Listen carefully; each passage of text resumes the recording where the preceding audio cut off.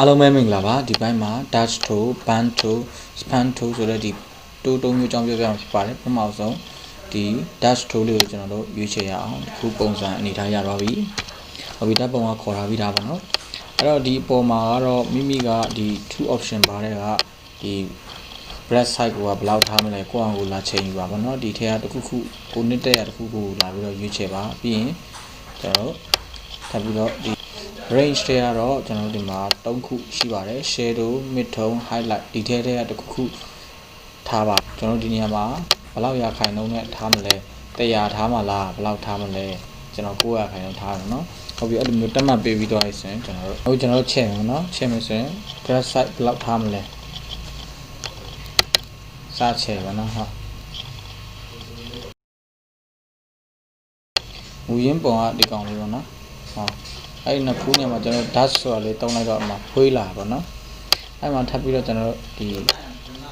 mid tone နဲ့ပြန်ချေကြည့်မယ်နော် mid tone ထားလိုက်ပြီနှာခေါင်းမှာစီရ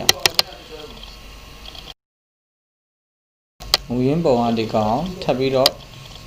ဒီအကောင်က shadow နဲ့လောက်ထားတဲ့ကောင်ဒီအောက်ကကောင်ကဒီကတော့ mid tone နဲ့လောက်ထားတဲ့ဟာပေါ့နော်အဲ့လိုမျိုးလေးပေါ့နော်ထပ်ပြီးတော့ကျွန်တော်တို့ဒီမှာ highlight ပြန်လုပ်ကြည့်အောင်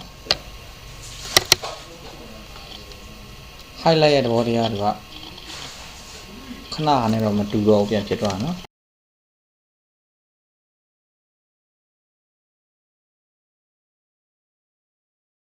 အဲ့တော့မူရင်းပုံကဒီကောင် shadow နဲ့လှုပ်လိုက်တဲ့ကောင်ဒီကောင် mid tone နဲ့လှုပ်လိုက်တဲ့ကောင်ဒီကောင်ပါဒီခါကျွန်တော်တို့ဒီ band tool လေးကိုရွေးချယ်မယ်ပေါ့နော် band tool ပုံစံဒီလိုပုံစံပြောင်းသွားပြီပေါ့နော် shadow နဲ့ပထမအဆုံးလုပ်မယ်ပေါ့နော်ဟောဒါတော့ band tool shadow နဲ့လှုပ်ပါပေါ့နော်ဒီ percentage မှာထပ် short ချလိုက်မယ်20ကျော်လောက်ထားလိုက်မယ် shadow မှာအနေနဲ့ထုံးမှထားကြည့်လိုက်နော်ဟောထပ်ပြီးတော့ကျွန်တော်တို့ highlight ကိုပြန်ရွေးချယ်ကြည့်အောင်မူရင်းပုံကဒီကောင်လေးပေါ့နော် band tool နဲ့ shadow တုံးလိုက်တာဒီကောင်ထပ်ပြီးတော့ mid tone တုံးလိုက်တာအဲ့ကောင်လေးတွေပေါ့နော်ထပ်ပြီးတော့ကျွန်တော်တို့ highlight တုံးလိုက်တာဒီຢာလေးပေါ့ဒီတစ်ခါကျွန်တော်တို့ဒီ span tool တုံးရအောင် span tool ရွေးချယ်လိုက်တဲ့အနေထားလေးပေါ့နော်ဟုတ်ပြီကျွန်တော်တို့ဒီနေရာမှာတော့ရွေးချယ်မှုနှမျိုးရှိရပါတော့ဒီခုဒီအပေါ်ဟာရွေးချယ်ထားမယ်စမ်းကြည့်မယ်တူပုံကဒီကောင်ထပ်ပြီးတော့လုပ်ပြထားတာဒီကောင် F12 နှိပ်လိုက်ပြီ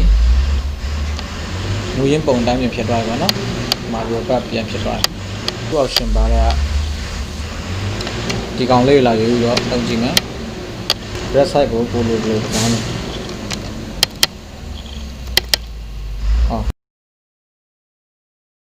ကျေးဇူးကြပါဆိုင်နောက်ပိုင်းမှာပြန်ဆင်းရအောင်